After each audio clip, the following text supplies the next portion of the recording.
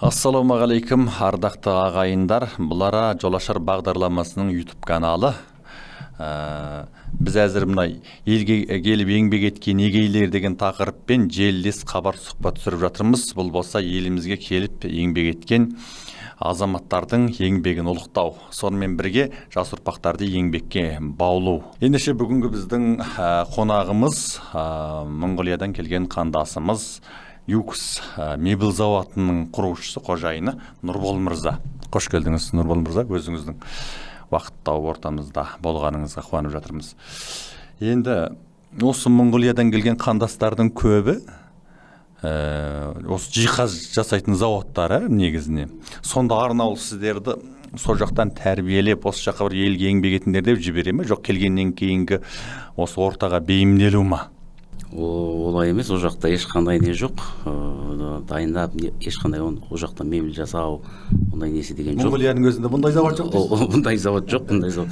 Бұл жаққа келгеннен кейін болған әңгімелер ғой. Келгеннен кейін бұрынғы келген адамдар мебель фабрикада жұмыс істеген, кейін өздері фабрика ашып жұмыс істеп, адамдарды тартады.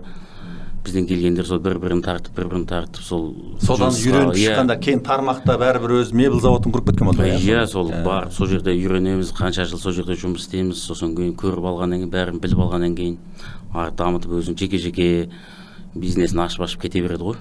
Иә. Сіз қай жылдары келдіңіз? Мен 2003-те келдім. 2003-те келдім мен. Бірінші елге келетін кезде бірінші мақсатыңыз не болды? Елге келетін бірінші мақсатымыз бізге жалпы Қазақстанға, өз отанымызға оралу, өз еліңде болу. Біздің негізгі мақсатымыз қазақ болып туылғаннан кейін қазақ елінде өмір сүру ғой. Қазақ еліне еңбек сіңіру керек. Еңбек ету керек дейсіз ғой, отанға келіп. Әрбір қазақ азаматының борышы деп ойлаймыз бұл. Ал енді осы жаңағы жиһаз зауытын бастау жаңағы айтасыз, келгеннен кейінгі сұраныс деп. Қаншалық қиын болды? Ол енді қиындықтар болды. Қаншама қиындықтар болды. Келгеннен кейін біраз адамдардың қолында жұмыс істеді. Бұрын енді осы жағында кішкене ебіңіз бар ма еді? Бұрын ауылда жүргенде бірдеңе жасап деген жоқ. Ешқандай мебельге қатысымыз жоқ. Мебельге тіпті мебель жоқ. Мебельді қалай жасап, қалай несеген білмейді екенбіз. Заводтарға барып көрген жоқпыз. Заводтарға барып көрген жоқпыз. Есінде де сезбейміз, білмейміз. Қызығушылықта жоқ мүлде. Ондай жоқ. Келгеннен кейін өмір өзі үйретеді ғой бәрін. Ұстаздық үйретпеген мұқтаждық үйретеді дейді қазақ айтады. Сол мұқтаждықтан дейсіз ғой. Келгеннен кейін де біраз жұмыстар істедік мебельден де бұрын. Стройкада істедік. Құрылыста. Құрылыста істедік. Водитель де істедік, такси де істедік. Істемеген дүние қалған жоқ қой. Соңында осы жаңағы жиһаз зауытында барып жұмыс жасадыңыз. Зауытында жұмыс жасадық біраз жылдар. Сол жерден үйрендік, өстік. Солай. Жақсы, Бұрын Монғолияда жүргендегі сіздің өз мамандығыңыз? Мамандық орта маман. Ол жерде ол жерде саудамен айналыстық. Бірақ десе де енді ерте мынау базарға, қалаға бейімделіп, ерте бейімделді. Соныңда жаңағы салдар, соныңда кішкене пайдасы тиген ғой. Сізден бірден жаңағы мебель зауытын ашып базарға кіріп кетуіңізге оның да көп пайдасы тиген. Ол кезде де көп пайдасы тиді. Енді мына Монғолиядан келген жаңағы ағайындар мына Байбесікте ғой, бірталай мына мебель жасайтын заводтар бар да. Көбінде бар өзі. Бірден өз жиһаз жасайды десе, Монғолиядан келген қандастарымыз елестейді. Енді бәрінің ұсақ жаңағы сондай станок заводтары бар да, былай бірігіп үлкен бір ұйым болып, үлкен бір бренд шығару дейтін нәрсені ойға алған кез болды ма осы? Өте дұрыс айтып отырсыз. Дұрыс айтасыз. Әркімнің өз білгенімен, әркімнің өзінің жаңағы гаражда, нәбестің астында, әндерім жерде жасап жатқандар өте көп. Мен де ойлағам негізі осындай бір 4-5 компания бірігіп, бір үлкен нәрсе жасасақ. Үлкен қаржы салып, бірігіп, бір жақсы бірдеңе жаңалық шығарса деп ойлағам. Бренд қой әзірленген. Қазіргі кезде мысалы үлкен балық кіші балықты жейді дейді ғой, сонда үлкен балық. Сонда үлкейтіп көлемін деген нәрсені ойлаймын да, қарасам бәрі расында бөлек-бөлек жаңағы заводтар ашып алған, бәрі кішкентай үлкен марка жоқ та, үлкен Дұрыс марка айтасыз. менен солай істеуді бір ойласу керексіз ба деймін ғой. Өте үлкен ойласатын нәрсе бұл. Жиһаз жасайтындар көп те, жаңағы Монғолиядан келген ағайындар болсын, басқа да жиһаз жасайтындар көп. Бірақ енді әрбірінің өзіне тән ерекшелігі болуы мүмкін. Ал сіздің заводтың ерекшелігі қандай? Сіздердің жасап отырған мебель завод. Біздің заводтың ерекшелігі енді бізде полный пакет. Біз сырттан нәрсе іздемейміз, сырттан тек материал келеді, пурамен материалдарын ғана алып келеміз. Елдеспе, емдеп дегендерді біз өзіміз пурамен түсіріп аламыз да, ол жерде бәрін сол біздің заводта жасалады. Жаңа корпусы болсын, фасады болсын, любой зат сол біздің өзімізден шығады. Басқаларға ұқсап біз ана жерде кескізіп, басқа жақтан есігін алып, басқа жақтан фурнитурасын алып, ондай жасамаймыз біз. Біздің ерекшелігіміз сол. Бір тұлғаланған, бірақ бір жерден шығады екен. Бәрі бір жерден, бір естен шығып кетеді. Иә, ана басқа бір заводтарға барсаң, бір жер жобалап береді, бір жер кесіп береді, бір жер құрастырады. Иә, бір жерден есігі, бір жер топсасы, бір жер тұтқасы деген секілді бөлек-бөлек әкеледі ғой. Сізде бірақ сол бір жерден ғана шығады, не? Бізден сол жалғыз жерден шығады. Жобалауда сол біз клиенттерге де сол көмектесеміз, үйім бар, проектісін көреміз. Ішіне қандай жиһаз сәйкес келеді, оның бәрін ақылдасамыз клиентпенен.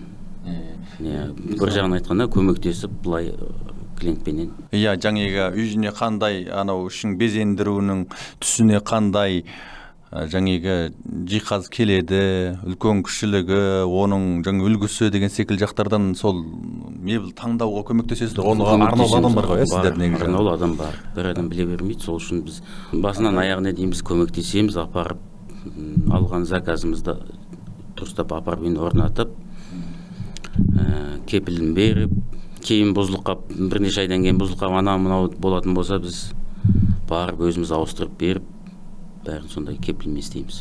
Бұл енді сатудан кейінгі қызмет өтеуге жатады ғой. Сонда жаңағы енді көп дүние ғой, жаңағы шығу мүмкін, адам істеген дүние болсаң, ішінара кішігірім кемшіліктер болып жатса, болады. Ауыстырып беретін уағында жеткізіп беру, сіздерде бәрі беріп, жинап беру бәрі мойнымызда. Мынау қызмет өтеу, қазір қалалы жерде, оны көлік табу, оны жаңағы жігіттер тауып, мебелдің бәрі ауыр дүние ғой, қаңқиған үлкен дүние есіктен сыймайды, оның бәріне сол жеткізіп беру. Оған енді көзім жетіп отыр, әне күні бізде осы сіздердің заводқа тапсырыс бердік қой, сонда көрдің. Бірінші сіздердің мен риза болған жерім, тез екен, 3 күнде 4 столды, мына біздің арнаулы мына дөңгелек столымыздың өзі ерекше үлгімен жасалған, осы сіздердің заводтан жасалды ғой. Және де бір 3 столымыз бар. Сонда 3 күнде мұның бірін жасап, оның кейін арнаулы машинамен уағында жеткізіп, 4 азамат ешқандай қағып соқпай, сырын көшірмей, әкеп құрап бергеніне риза болдық. Соның кейін өзіңізді бүгін осы жағына риза болғаннан кейін осы арнаулы сұхбатқа шақырып отырмын. Қызмет етеу дейтін қазіргі кездегі ең бір маңызды дүниенің бірі. Енді сапа жағынан сіздер қаншалықты дәрежеде кепілдігі бар деген секілді материалдан тартып жасалу, сапа жағынан? Материал бізде Россиядан, Белорусиядан келеді. Материалды жақсы, сапалы материалдар. Жасау технологиямыз бәрі өте жақсы, соңғы технологиямен жасаймыз. Станоктарымыздың бәрі, аппараттардың бәрі қазір соңғы үлгіде. Кепіл береміз. Мисал уақыт шегі бар ма? Қанша уақытқа деген мұндай уақытта? Заказ алатын болсақ, сол бір аптаның көлемінде жасап жеткізіп бере аламыз. Ал енді ана сапалық уақыты қанша ай, қанша жылға деген секілді бір өлшемдер бар ма әдетте? Бір 6 айға кепіл береміз. Жарым жыл ішінде егер сападан мәселе көрсе ауыстыруға болады. Ауыстырып болу. Керемет, жақсы ол жағын. Енді сапа демекші, мынау біздің өзіміздің елде өндірілген отандық өнімге деген біздің өзіміздің мына отандастардың елімізде бір кішкене күмәнәлі сейілмеген секілді. Қандай өзі Қазақстанда өндірілдесе әлде үрке қарайтын жағдай бар ма, жоқ осы уақытта сенетін? Бар. Енді оны қалай шешуге болады? Оны қалай шешуді енді білмей жатырмыз. Отандық өнім деп бастап отырмыз ғой, отандық өнім анам деп бәрін жасап отырмыз, бірақ отандық өнімге деген көзқарас өте сонша жақсы емес. Беларусь, Россия деп айтса, ол кезде басқаша қарайды. Бірден жақсы қабылдайды. Жақсы қабылдайды. Қазақстанда өндірілген десе, онда кішкене жақсы қарамайды. Тұрсынбек өндірісіндегі секілді болды ғой, қазақ жөндейді десе артынан ілесіп қарап жүресің деген секілді. Сол жағынан кішкене қолдау көрсетсе, қазір бізде де сол жаңа Беларусь, Россияның технологпен жасаймыз. Бәрі станоктардың бәрі соңғы одан аспаса кеммейді. Еш кемі жоқ. Қазіргі сұранысқа ие болып жатқан жиһаздардан қандай? Енді мынау үнемі өзгеріп тұрады ғой, енді үлгісі болсын, ең жақсы өтіп жатыр деген қандай жиһаздар? Қазір заманның ағымына сай қазір модерн, классика, қайтекіс деп шығып жатыр.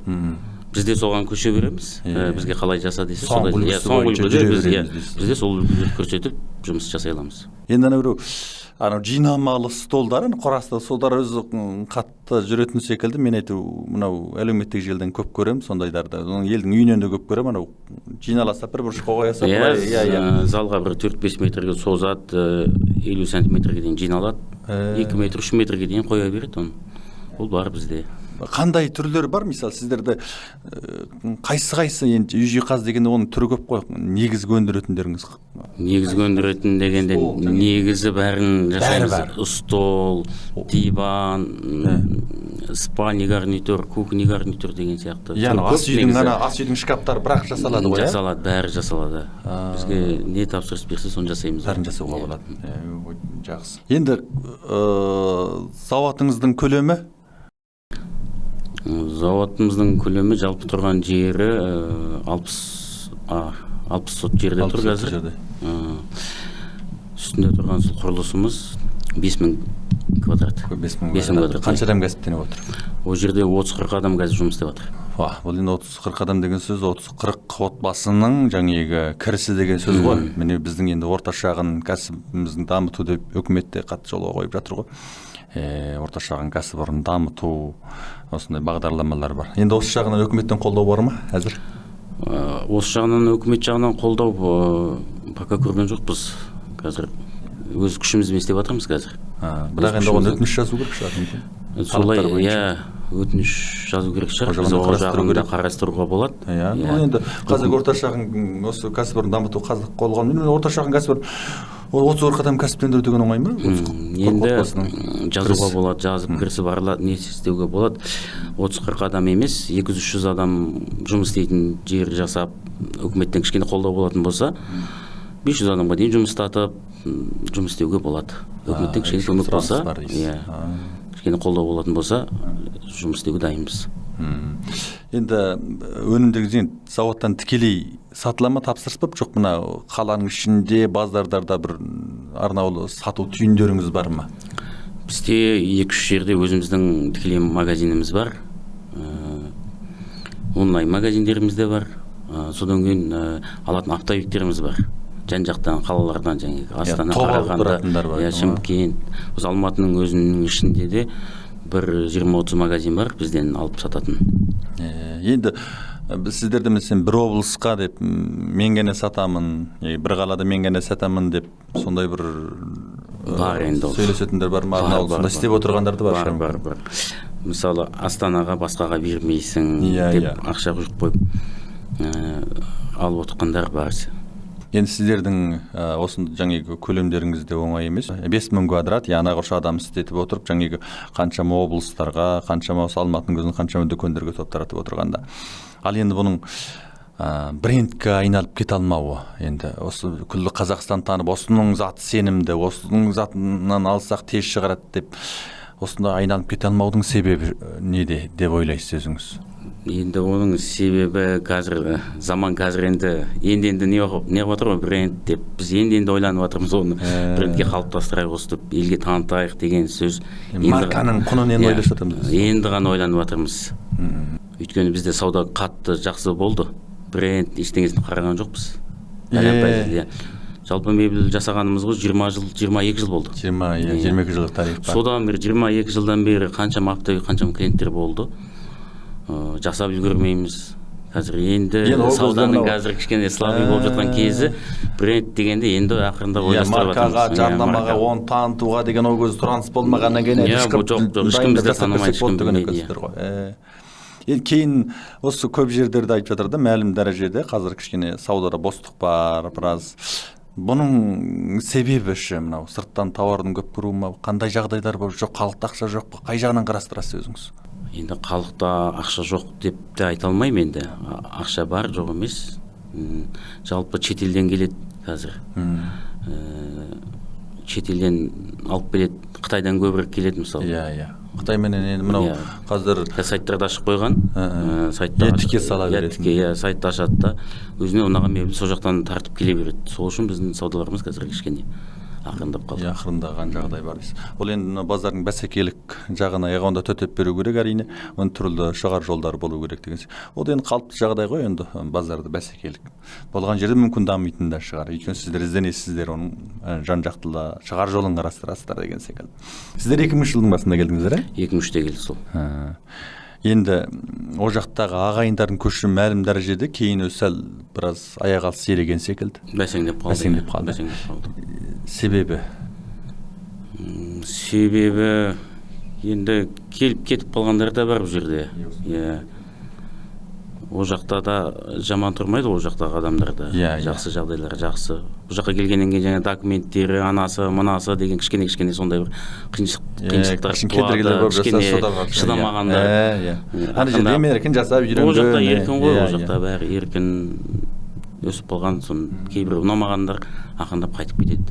Келіп жүреді, кетіп жүреді. Сондай бізде. Сіз қазақ еліне келдіңіз, отанымызға. Сізге не берді? Және сіз отанымызға не бердіңіз? Не бердік? Не алдық? Біз негізі Қазақстаннан бірдеңе алу үшін келген жоқпыз. Қазақ еліне, қазақ елімізге, жерімізге, отанымызға осы жақта еңбек етейік, қазақ елімізге кішкене болса да пайдамыз тисін. Болашақта балаларымыз бөтен болмасын. Өз елінде, бөтеннің елінде не дейді, сұлтан болғанша өз елінде сұлтан бол деймін. Сол сияқты қазақ елімізге келіп, өз елімізде не көрсек те, өз елімізде еңбек жасаған дұрыс қой, қалай болса да. Енді Бұлашкен балалардың, балаларды Бұлашкен үйіріне қосу қойышы кепсі қазақи ортаға. Енді ол жақтары жағдайдаңыз мүмкін, жаңа айтпаса осыдан жақсы болу мүмкін, бірақ енді соның бәрін қиып келген мен кейде ойлаймын. Шеттегі әрбір қазақ ол батыр қазақ, ақылды қазақ. Соның бәрін қиып, жаңағы ұлттық мүддеге ауыстырып келу дейтін нәрсе, ол кез келген адамның да қолынан келе бермейтін шығар. Енді өміріңіздің ең үлкен жетістігіңіз өзіңіздің енді. Осы біраз жұмыстар жасадыңыз ғой, ең үлкен жетістігім деп нені атар едіңіз? Білмеймін, ең үлкен жетістік бірдемеге енді болады, енді қазір жұмысымда енді жетістік деп соны айтамын енді. Аса үлкен бір деме тындырып салмасақ та 30-40 адамға жұмыс беріп қазір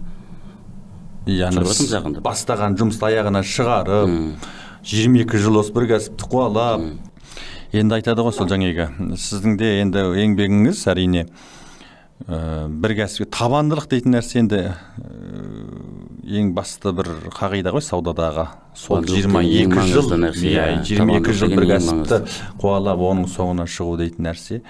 Ол енді кім көрінгенге бұйыра бермейтін болу керек. Соның арқасында ғой қазіргі жетістікке жетіп отырғаныңыз, соның шыңын бағындырып деген секілді. Рахмет, еңбегіңіз жансын енді. Мына жаңадан көшіп келіп жатқан іні қарындастарыңызға, ағайындарға не айтасыз? Осы енді қазақ еліне келгеннен кейін кәсіптен еді, оның түрлі кедергілерге ұшырауын, кедергілер дегенде ешкім енді кеудесін итеріп жатқан жоқ қой, бірақ енді жат ел жат жерге ұқсап тұрады да, мұнда келгеннен кейін енді бейтаныс жер ғой, енді қазақ болса да бірден енді басқа ауылға барсаң да сондай. Сауда, жұмыс бастағысы келеді. Сіз өз тәжірибеңіз бойынша не айтар едіңіз? Енді өз тәжірибем бойынша айтатын болсам, енді қазақтар келіп, мына жерге келген кезде оған бәр нәрсені аузына бүйтіп тығып бере қоймайды ешкім. Келу керек, кішкене шыдап еңбек жасау керек елмен бірге. Келгеннен кейін бұл жерде аяқты көтеріп сап, жатып, ақша береді деген ондай әңгіме жоқ. Еңбектенсе, сәл еңбектенсе бұл жерде тіршілік бар, еңбек бар, бағалайды.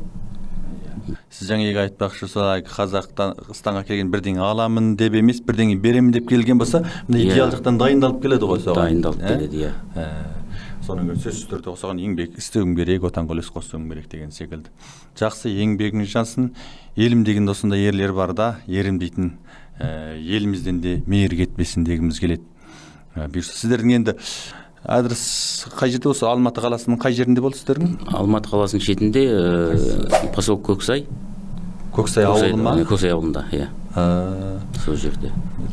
Қалаға жақын ғой, осы қала орталық центрге. Қаланың шеті ғана. Мысалы, сұрап жатқаным, кейбір кісілер барып енді жаңа тапсырыс беретін жағдайлар болып жатса, алыс па деймін. Алыс емес, Рысқұловмен до конца барған кезде. Жақсы, еңбегіңіз жансын. Біздің енді желілес хабарымыз, жаңағы айтқан елге келіп еңбек еткен егейлер деген тақырыппен түсіріліп жатқан желілес хабарымыз бүгінгі біздің арнаулы сұхбатта болған Монғолиядан келген ағайынымыз, осы жаңағы люкс мебель заводының қожайыны, құрушы мықты іскер азаматымыз Нұрбол мырза. Еңбегіңіз жансын. Сіздер де жақсы ұсыныс пікір жазыңыздар, лебіз қалдырыңыздар. Рахмет.